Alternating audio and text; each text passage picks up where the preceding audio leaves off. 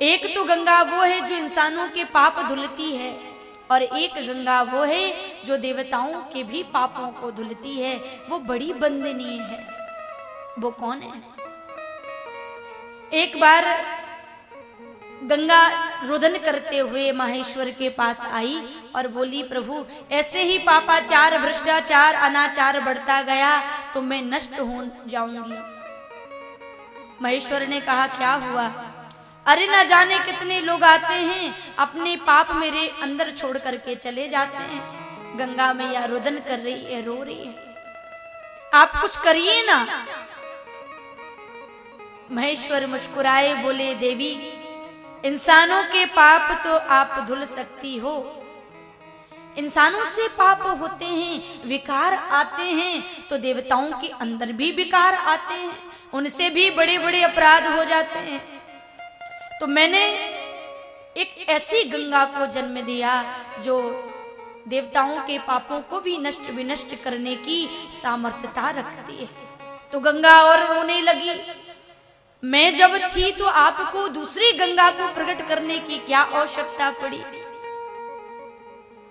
अब मेरा क्या होगा? महादेव ने कहा, गंगा तुम्हारी ही तो बहन है, कभी कभी जाकर के मिलके आ जाया करो, तुम्हारा सहयोग करेगी। संसार बहुत बड़ा है, सृष्टि बहुत बड़ी है।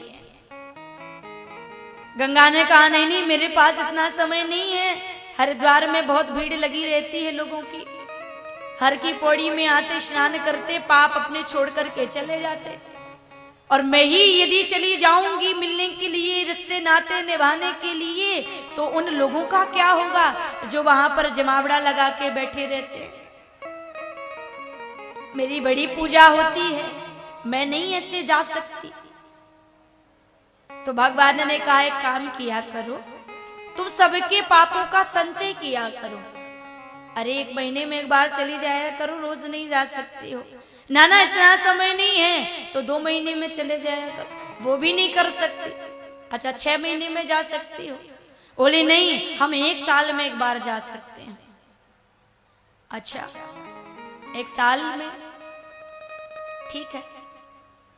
अब 1 साल तक मैया गंगा सबके पापों को इकट्ठा करके रखती है, और 1 साल, 1 वर्ष में 1 बार अश्वनी माघ में, माघ के माह में, अश्वनी नक्षत्र में प्रति वर्ष मैया गंगा जाती है, और भगवान महेश्वर की जो पुत्री हैं नर्मदा जी, उनमें अपने पापों को, इकट्ठे किए हुए पापों को छोड़ करके स्नान करके नर्मदा में चली आती है, और वो कंचन जल मैया नर्मदा का दर्शन करने मात्र से पापों का हनन होता है।